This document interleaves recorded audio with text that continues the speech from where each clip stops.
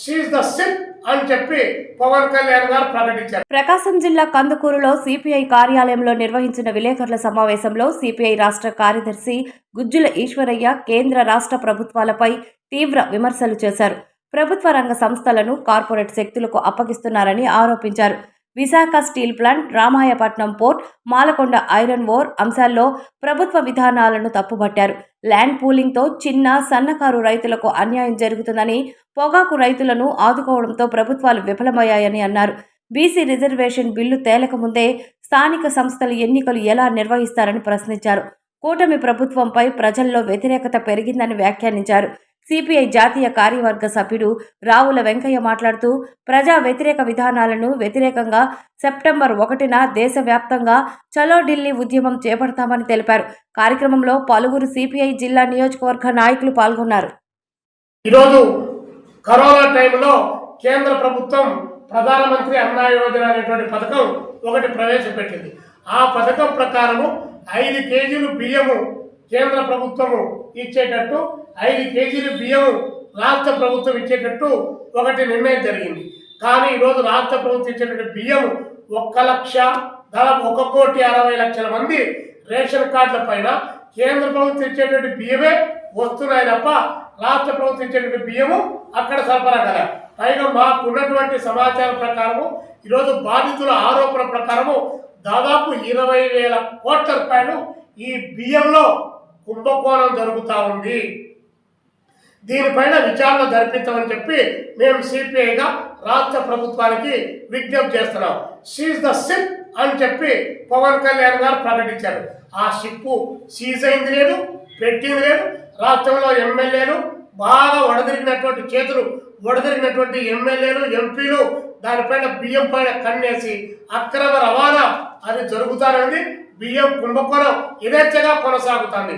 కానీ బాబు గారు మాత్రం వారానికి ఒకసారి ఎవరైనా పార్టీ నియమాలను ఉల్లంఘిస్తే, అవినీతికి పాల్పడితే మీ పైన చర్యలు తప్పవని చెప్పి ఇంతింతలా అక్షరాలతో ఆయన ప్రకటించారు. అంటే ఇంత ఇంటెలిజెన్స్ వ్యవస్థ ఉండి ఏ ఎమ్మెల్యే ఎంత డబ్బులు సంపాదించినాడు, ఎక్కడ అక్రమాలకు పాల్పడ్డాడు, ఎక్కడ భూ కబ్జాలకు పాల్పడ్డాడు, ఏ పద్ధతుల్లో ఉందని చెప్పి ముఖ్యమంత్రి గారికి తెలియనట్టు అమాయకంగా నటిస్తూ ఉన్నారు.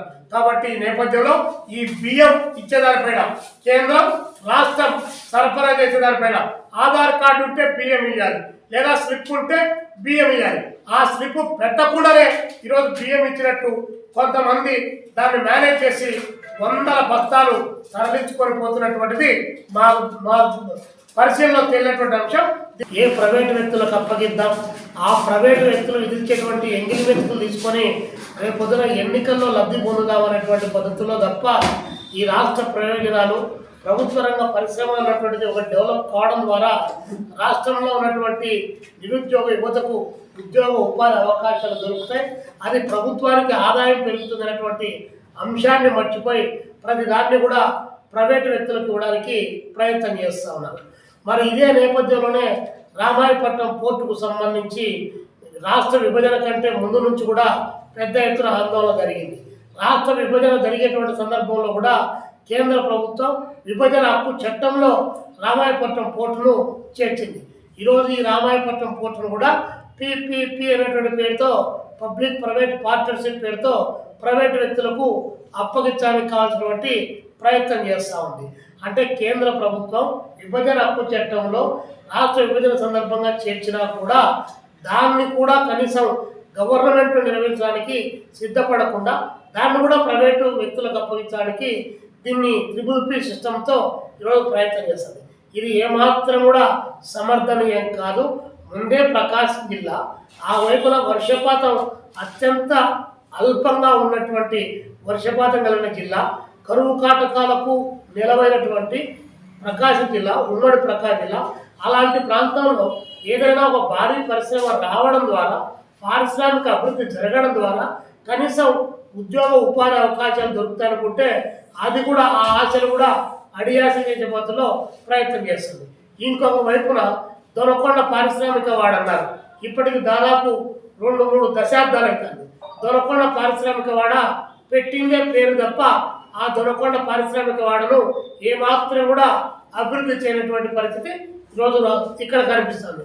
కానీ ప్రభుత్వం మాట్లాడితే లోకేష్ బాబు గారు మాట్లాడినా, పవన్ కళ్యాణ్ గారు మాట్లాడినా, చంద్రబాబు నాయుడు గారు మాట్లాడినా ఫార్చ్యూన్ 500 కంపెనీస్ వస్తూ ఉన్నాయి.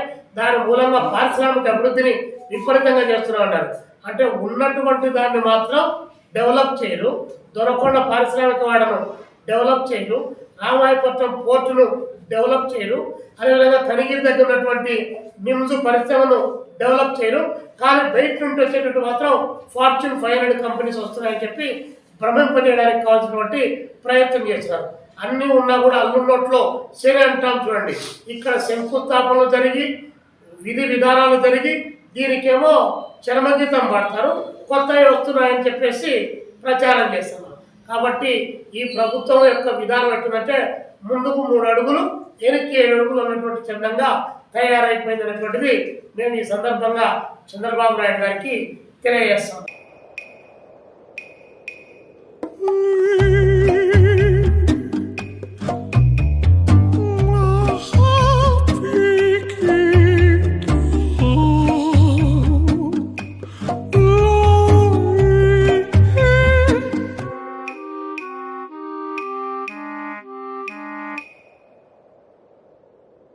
No matter the noise outside, enjoy the quiet inside.